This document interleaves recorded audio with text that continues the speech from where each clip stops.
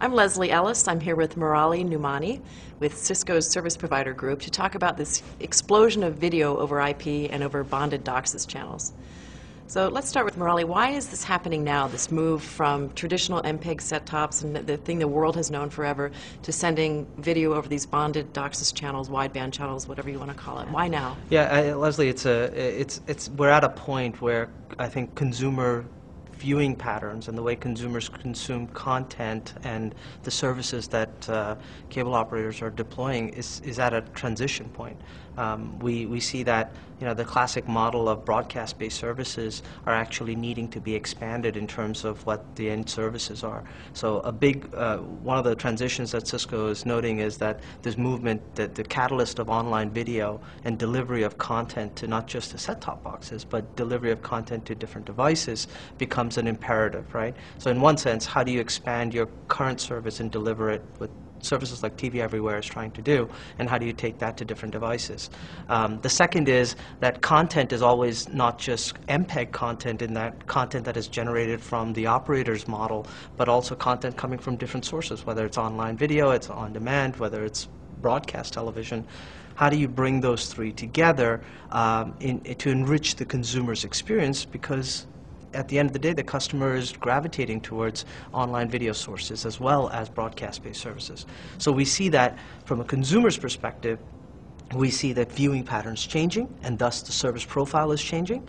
And on top of that, we're seeing that the consumption of video-based services aren't restricted to just a set-top. So we think that these are some of the dynamics that are affecting the change towards IP-based delivery and the considerations for making architectural shifts. If you're a service provider, you're the keeper of the bandwidth. You're now sending stuff in analog, in standard definition, in high definition, and in IP. So doesn't this sort of represent yet another simulcast of the same stuff? And bundled on with that, what is the service offering? Is it linear and on demand, or does everything start going to all on demand? Sure.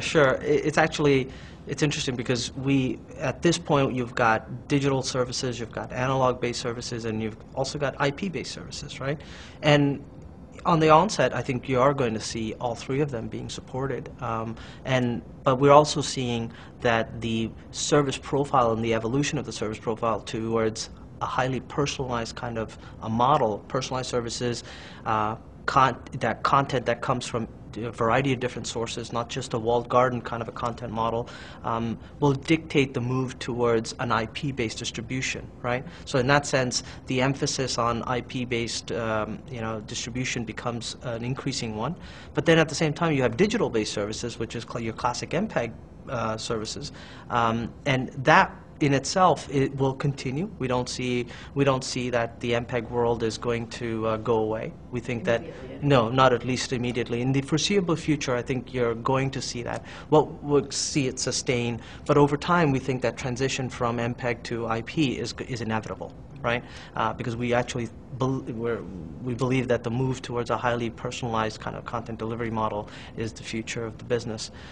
The analog services, we already are seeing them being retired, and we've seen tremendous, the MSOs are already well down that path. So in one sense, you're going to start off with three, but you're going to see analog already being shifted, towards reallocating that spectrum towards IP and digital, right?